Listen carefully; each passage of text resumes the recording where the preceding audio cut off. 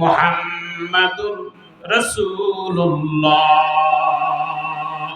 সাল্লাল্লাহু আলাইহি ওয়াসাল্লাম। একটু মারহাবা বলি তো ভাই। প্রিয় আমাদের মালিক ভাই আব্দুল মালিক ভাই আলোচনা করলেন, ওনাকে আমি আরো কয়েকটা মাহফিলে ওনার আলোচনা শুনছি, অনেক চমৎকার, বিনয় মনের মানুষ। আল্লাহ যেন তেনার হায়াতে বারাকা দান করেন, আমিন। এবং তেনার জীবনের একটু হলেও আপনারা শুনলেন যে একটা মানুষের জীবনে এতগুলো মামলা, কি অপরাধ করেছে তার এতগুলো মামলা হওয়ার দরকার? উনি কি চোর, না গুন্ডা, না বদমাইশ, না লুচ্চা, নাকি কোনো মানুষের ঘর বাড়ি ভাঙছে? বলেন তো, নিজের বিবেকে বলেন। আমরাও বিগত দিনগুলোতে এই কোরআনের কথা বলতে গিয়ে আমাদেরকে মঞ্চে বেজ্জতি হতে হয়েছে। হাজারো হাজারো কিছু কিছু বেয়াদব জায়গা আছে না। আমি পাবনা জেলায় একটা মাহফিল করতে গেলাম, অতিথি ছিলেন এমপি মহোদয়, এমপি ছিলেন। তো আমাকে বললেন, আমি বক্তব্য চলাকালীন, আজকে দেখেন আব্দুল মালিক ভাই আসলেন, উনি এখানকার প্রধান অতিথি, তারপর আমার কাছে অনুমতি নিলেন, কারণ ওনার ভিতরে দিন আছে, এটা বোঝে। জোরে বলেন ঠিক কিনা? দিন আছে, ইসলাম জানে, মানে ওলামায়ে কেরামের সম্মান সবাই বোঝে না। কোটটাই থাকলেই খালি বড় হওয়া যায় না, শিক্ষা থাকতে হয়। কথা বলেন ঠিক কিনা? শিক্ষা জ্ঞান থাকতে হয়, আলো থাকতে হয়। তাহলে এই লোকটা, আমি বক্তব্য চলাকালীন রানিং একটি বক্তব্য দিচ্ছিলাম, পাশের থেকে একজন লাউড স্পিকারে বলছেন, প্রধান অতিথির আগমন, শুভেচ্ছা স্বাগত। আমি চমকে গেছি। আমি বললাম, ভাই আপনি আমাকে বলতে পারতেন, আপনি আমাকে না বলেই একে প্রধান অতিথির আগমন দিলেন। আহা, আপনি মাহফিলের কে? আমি সব। বললাম, আপনি যদি সব, তাহলে ওয়াজও করেন আপনি। কথা বলেন না কেন? ওয়াজ করেন, আসেন এই চেয়ারে আসেন। আমাকে প্রধান অতিথি এমপি আসে বলে, আপনি হলেন আমাদের কামলা, আপনাকে আমরা ভাড়া করে নিয়ে আসছি, আপনাকে যেভাবে চালাবো সেভাবে আপনি চলবেন। আমি সেই দিন বলছিলাম, মাননীয় এমপি মহোদয়, আপনি যাকে কামলা বললেন, কামলা আমরা নই, কামলা হচ্ছেন আপনারা। কথা বলেন ঠিক কিনা? আপনি হয়তো আপনার ক্ষমতার বলে আজকে আপনি বড় কথা বলছেন, আমরা হলেন পথ প্রদর্শক। ওলামায়ে কেরাম হচ্ছেন নায়েবে রাসূল ওয়ারাসাতুল আম্বিয়া। একজন ওলামায়ে কেরামের পায়ের ধুলির সম্মানের মর্যাদা আপনারা নয়। কথা বলেন ঠিক কিনা? সেই দিন হাজারো মানুষের সামনে আমাকে বেজ্জত করানো হয়েছে, পুলিশের ভয় দেখানো হয়েছে, ধমক দেওয়ানো হয়েছে। তাতে কি হয়েছে?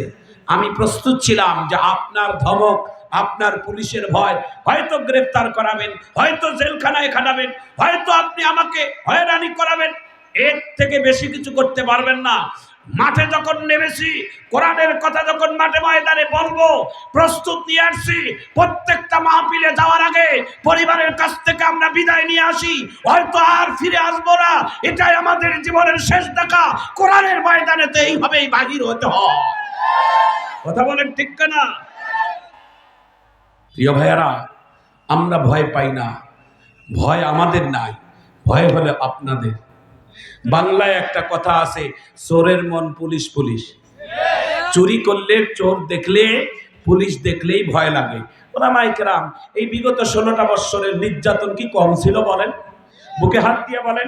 আমাদের কিছু কিছু ওলামায়ে কেরামদেরকে রমজান মাসের সারাদিন রোজা রাখছে, ইফতারি সামনে নিয়ে খাবে, 2 মিনিট বাকি আছে, প্রশাসনের লোকেরা এসে তাকে অ্যারেস্ট করার জন্য আসছে। হযরত বলছিলেন, দেখো ভাই স্যার, 2টা মিনিট সময় আছে, ইফতার করেন, তারপরে যাব। দুইজনে ইফতার করি। বলছিলেন, ইফতার পরে করা হবে, আপনি চলেন। ইফতার খেতে দেওয়া হয় নাই, তারাবি দায়িত্ব পড়তে দেওয়া হয় নাই, সেহরি খেতে দেওয়া হয় নাই। কিন্তু আল্লাহওয়ালা লোকেরা আজকে তারা দুনিয়াতে আছে, তাদের সম্মান কিন্তু আল্লাহ ঠিকই রাখছে। একটু চিৎকার দিয়ে ধরে বলেন ঠিক করে। আপনারা জানেন, ইবনে শাইখুল হাদিস আল্লামা মামুনুল হক, ইবনে শাইখুল হাদিস আল্লামা মামুনুল হকের চরিত্রের মধ্যে কালো দাগ দিয়েছেন। সংসদের মধ্যে এই আল্লামা মামুনুল হকের কথা উপস্থাপনা করেছেন, অথচ তার হালাল স্ত্রী দীর্ঘ 3টা বছর জালিমের কারাগারে তিনি বন্দী ছিলেন। আজকে যখন জালিমের কারাগার থেকে বাহির হয়েছেন, আল্লামা মামুনুল হকের জনপ্রিয়তা কমে নাই। আল্লামা মামুনুল হকের জনপ্রিয়তা 18 কোটি মানুষের হৃদয়ের মধ্যে আরো বেড়ে গেছে। জোরে বলো ঠিক কিনা? আরো কথা বলেন ঠিক কিনা? তোমরা যারা ষড়যন্ত্রকারী, আল্লাহ তোমাদের ব্যাপারে বলেছেন। আমি কোরআনের একটা আয়াত বলবো, আয়াতটা শোনার পর জোরে হাত তুলে আল্লাহু আকবার বলতে পারবেন? গলাটা ছেড়ে দেন। কোরআন শুনলে ঈমানও বাড়বে, আমলও বাড়বে ইনশাআল্লাহ। সবাই কোরআনের আয়াতটা শোনার পর জোরে হাত তুলে আল্লাহু আকবার বলবেন। বিসমিল্লাহির রহমানির রহিম।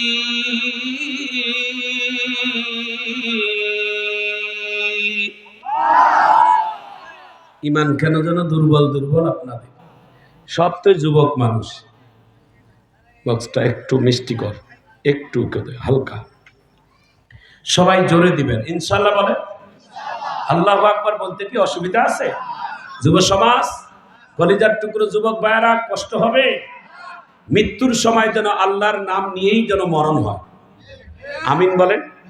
বাংলাদেশের একটা বেহুদ্দা ছেলে কাবা শরীফ বাইতুল্লাহতে উমরা করার জন্য এই কয়েকদিন আগে গেছে, 2-3 দিন হলো। আপনারা জানেন কাবা শরীফ বাইতুল্লাহ যারা যায় এরা তো ভাগ্যবান। কাবা শরীফের তওয়াফ যারা করে, তাওয়াফ করে, আর এই দোয়াগুলো পড়তে হয়।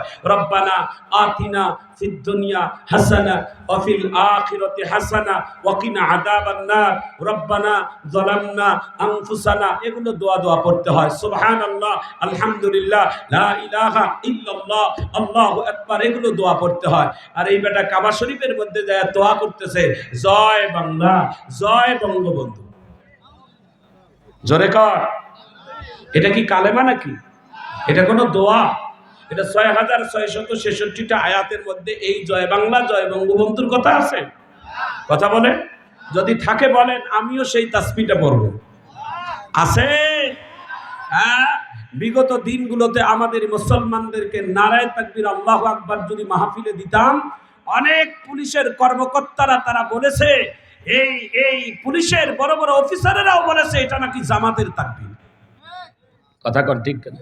আচ্ছা বলেন তো, এই তাকবীরটা কি জামাতের, না আওয়ামী লীগের, না বিএনপির, না জাতীয় পার্টি, না চরমনাইয়ের, না খেলাফত মজলিস, না ইসলামিক আন্দোলন? আরো দাবি করতে পারবো? প্রত্যেকটা মুসলমানের এটা ঈমানের তাকবীর। আল্লাহু আকবার বলেন, একটু জোরে বলেন আল্লাহু আকবার। আল্লাহ বলেন, আল্লাহ, আল্লাহ বলেন। আল্লাহ বলতে 4টা অক্ষর লাগে, আলিফ লাম লাম হু, আল্লাহ। সুবহানাল্লাহ বলেন। আল্লাহকে দিয়ে ফুল একটা আয়াত পাওয়া যায় কিনা দেখি। আমি কোরআনে 2-1টা আয়াত পড়বো, দেখি। আল্লাহু আকবার বলবেন। আল্লাহ, আল্লাহু লা ইলাহা ইল্লা হুয়াল হাইয়ুল কাইয়্যুম লা তাখুযুহু সিনাতুন ওয়ালা নাওম। কিছুক্ষণের জন্য আল্লাহর আলিফ বাদ দিয়ে দেন, দেখি আল্লাহকে পাওয়া যায় কিনা। আর থাকে মাত্র 3টা অক্ষর, লাম লাম হি, লিল্লাহ, দেখি আল্লাহকে পাওয়া যায় কিনা। লিল্লাহি মা ফিস সামাওয়াতি ওয়া মা ফিল আরদ ওয়া ইন তুবদু মা ফি আনফুসিকুম আও তুখফুহু ইউহাসিবুকুম বিহিল্লাহ।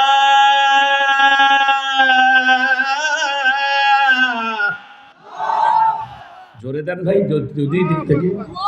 ফায়াগফিরু লিমান ইয়াশাউ ওয়া ইউআযযিবু মান ইয়াশাউ ওয়াল্লাহু আলা কুল্লি শাইইন কাদির।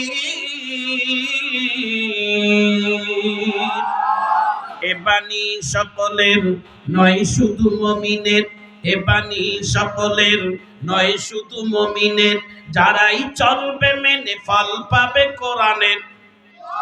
ঘরেই বলো কিবা রাষ্ট্রে বলো, অশান্তি দূর করে শান্তি আনে।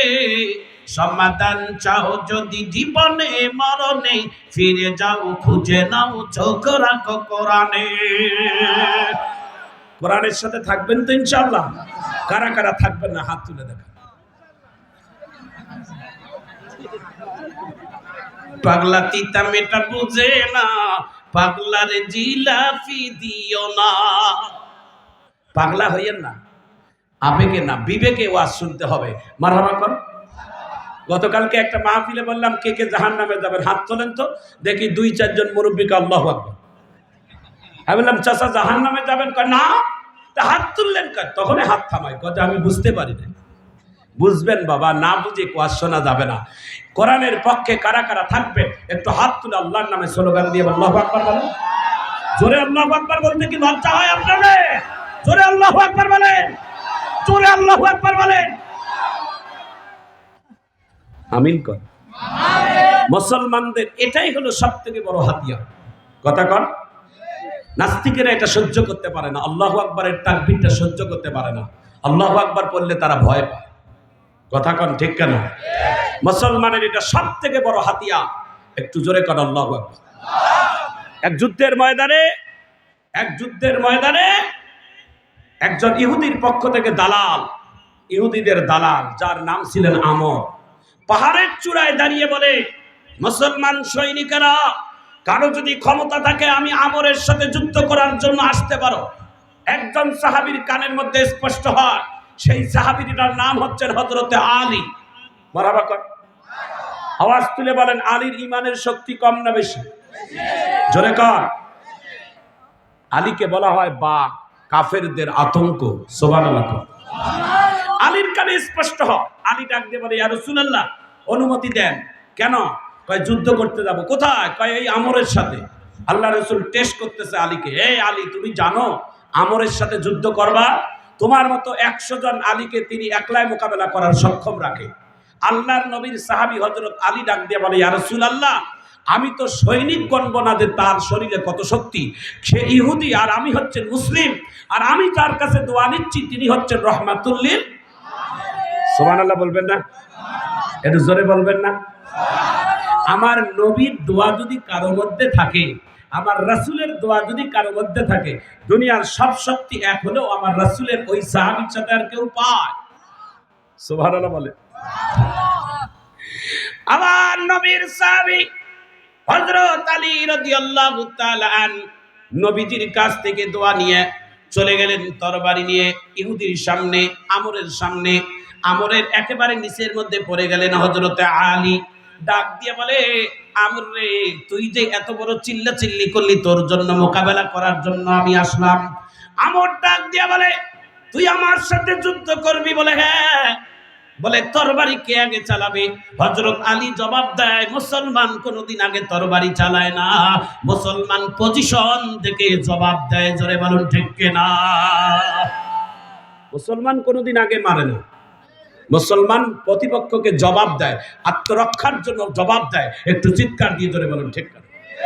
বুকে হাত দিয়ে বলেন তো, 5ই আগস্টের পর বা 5ই আগস্টের আগে বাংলাদেশের কোন জায়গায় আমাদের যাদের মধ্যে সংখ্যালঘু, বিশেষ করে অমুসলিম হিন্দু ভাইয়েরা আছে, বাংলাদেশের এই 64টা জেলায়, বাংলাদেশের সকল থানায় এবং ইউনিয়নে বাংলাদেশের কোনো প্রমাণিত নাই যে হিন্দু ভদ্রলোকের এবং তাদের কোনো দেবালয়ে এবং তাদের কোনো মন্দিরের মধ্যে বাংলাদেশের মুসলমানেরা হামলা করে নাই, বরঞ্চ বাংলাদেশের প্রত্যেকটা মন্দিরের পাহারা দিয়েছেন দেশের উলামায়ে কেরাম। কথা কন ঠিক কেন? বাংলাদেশের সবথেকে বড় বিশ্ববিদ্যালয় ইসলামিক ইউনিভার্সিটি দারুল উলুম হাটহাজারী মাদ্রাসা, মাইনুল ইসলাম হাটহাজারী মাদ্রাসা, হাটহাজারী মাদ্রাসার মসজিদ, আর ওই হাটহাজারী মাদ্রাসার পাশে, মসজিদের পাশে মন্দির। আপনারা অনেকেই দেখেছেন, মন্দির আর মসজিদের ওয়াল হলো একটা। আজকে দেশ স্বাধীনের আগ থেকে এই মন্দিরটা আছে।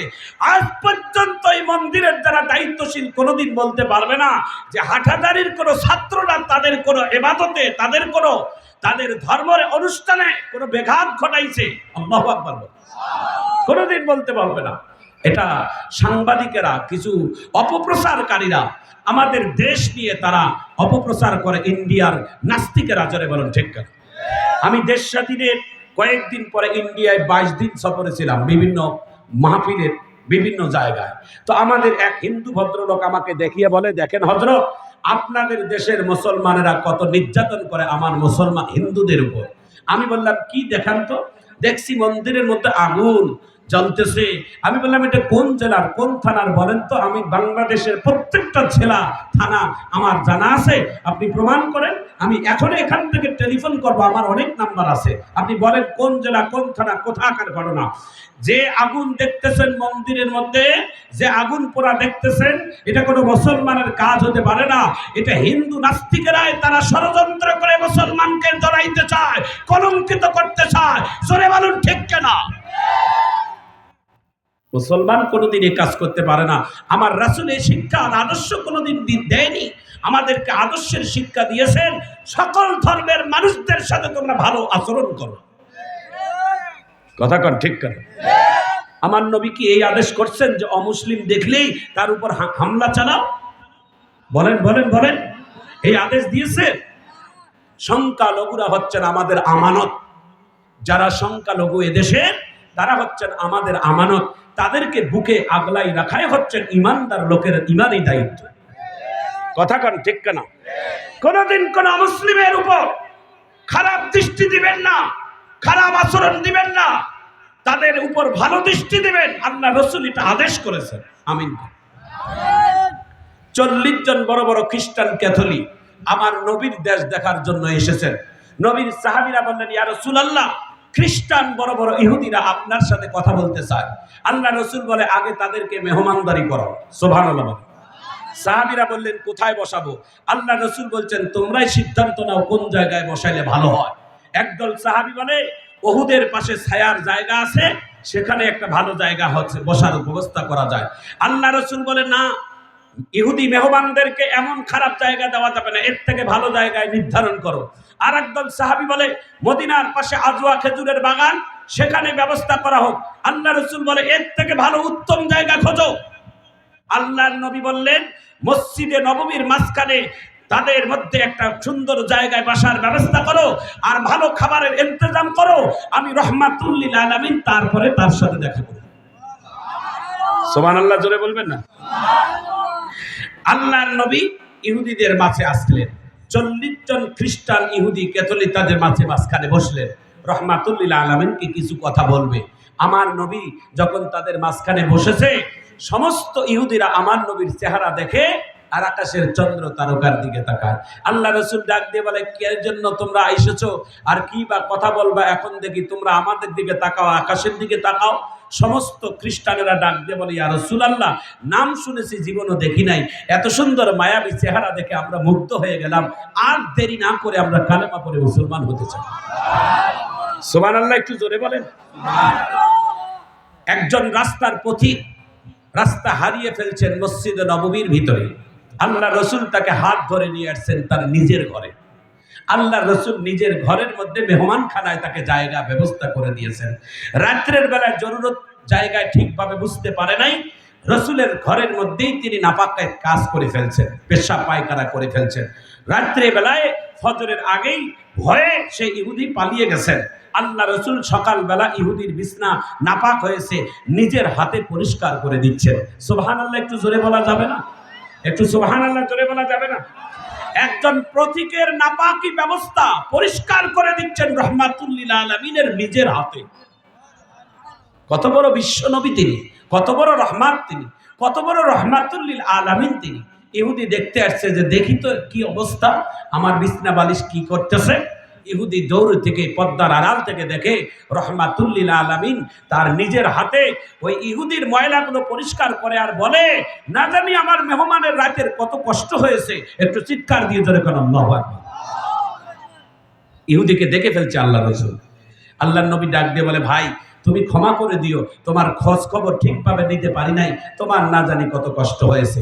ইহুদির দুই চোখ থেকে পানির ঝর্ণার মতো পড়তেছে আর বলতেছে, ইয়া রাসূলুল্লাহ, ইয়া হাবিবাল্লাহ, আমি ভেবেছিলাম আপনার ঘরের বিছনা বালিশ আমি নাপাক করে দিয়েছি, আপনি মনে হয় আমাকে গালি দিবেন অথবা আঘাত করবেন, এই ভয়ে আমি ফজরের আগে, অন্ধকার দিনের আগে আমি পালিয়ে গেছি।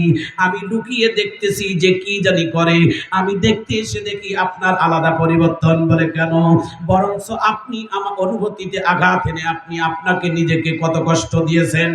ইয়া রাসূলুল্লাহ, ইয়া হাবিবাল্লাহ, আমি আপনার বিছনা বালিশ সব নাপাক করে ফেলেছি, আমার মতো নাস্তিকের ময়লাগুলো আপনি নিজের হাতে রহমাতুল লিল আলামিন পরিষ্কার করে দেন এবং উল্টা আমার কাছে ক্ষমা চান। না নবী না, ক্ষমা আপনাকে চাওয়া লাগবে না, আমি সারা জীবনের জন্য ক্ষমা চেয়ে নিলাম এবং আল্লাহর কাছে তওবা করে নিলাম। আর দেরি করব না, জলদি করে কালেমা পড়াইয়া মুসলমান বানাইয়া দেন। লা ইলাহা ইল্লাল্লাহু মুহাম্মাদুর রাসূলুল্লাহ। জোরে লা ইলাহা, জোরে লা ইলাহা, আরো জোরে লা ইলাহা। হাসবি রব্বি জাল্লাল্লাহ মা ফি কলবি গায়রুল্লাহ আনতা মাওজুদ ইল্লাল্লাহ লা ইলাহা ইল্লাল্লাহটা জোরে বলেন, লা ইলাহা, লা ইলাহা। আসিয়া করে প্রেমের খেলা, ফেরাউন দিল কত জ্বালা। আসিয়া করে প্রেমের খেলা, ফেরাউন দিল কত জ্বালা। লা ইলাহা,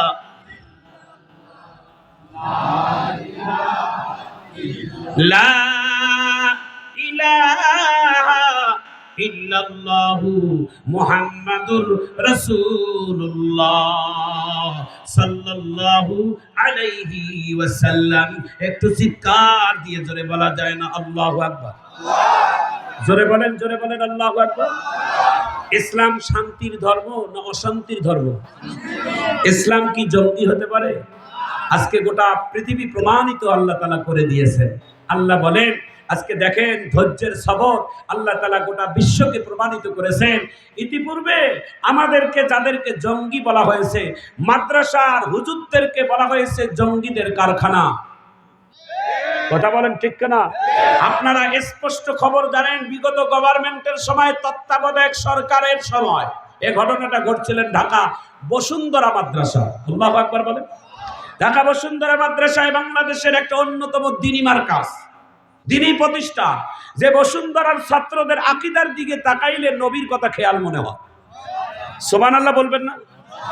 একটা ছাত্রের জীবনে সুন্নত বাদ গেলে তাকে দাঁড় করাই রাখে তাদের ওস্তাদেরা। অন্য অন্য মাদ্রাসার তুলনায় ঢাকা বসুন্ধরা মাদ্রাসা আপনারা যদি জীবনে একবার যান, তাহলে মাদ্রাসাগুলোতে, দ্বীনি প্রতিষ্ঠানগুলোতে সফর করবেন দ্বীনি শিক্ষার জন্য। আপনারা হাটাজারি মঈনুল ইসলামে যান, নানুপুর মাদ্রাসায় যান, মেকল মাদ্রাসায় যান, বগুড়া জামিল মাদ্রাসায় যাবেন, রংপুর জুমাপাড়া মাদ্রাসায় যাবেন, দিনাজপুর গলে নিউটাউন মাদ্রাসায় যাবেন। আল্লাহু আকবার বলেন। যাবেন যাবেন, এগুলোতে দেখলে রসুলের সুন্নত গুলোকে জিন্দা করা দেখবেন যে কি রকম বাচ্চাগুলো তাদের রসুলের সুন্নত গুলোকে ভালোবাসে। একটু চিৎকার দিয়ে ধরে কেন আল্লাহ। ঢাকা বসুন্ধরা মাদ্রাসা গেল তত্ত্বাবধায়ক সরকারের আমলে একটা প্রশাসনের টিম গেছে হযরতের মাদ্রাসায়, যা বলছে আপনার মাদ্রাসায় গোয়েন্দা রিপোর্টে একটা অবৈধ অস্ত্র শস্ত্র কিছু নাকি মাদ্রাসায় আছে, এই জন্য তল্লাশি চালাবো। আল্লাহু আকবার। মাদ্রাসায় অবৈধ অস্ত্র, তাও আবার কওমি মাদ্রাসা। মারহাবা। বলছে যে আহলান সাহলান, আপনার জন্য দরজা খোলা। আমি কাউকে বলবো না যে রেডি থাকেন বা আপনারা সরে যান, এটাও বলবো না। আমি মাদ্রাসার অফিসে আছি, আমি এখানে বসলাম, তাসবিহ হাতে নিয়ে জায়নামাজে বসে গেলেন। প্রশাসনের ভাইদেরকে বললেন, শোনো, তোমরা যদি কোনো ষড়যন্ত্র না করো তাহলে গোটা মাদ্রাসা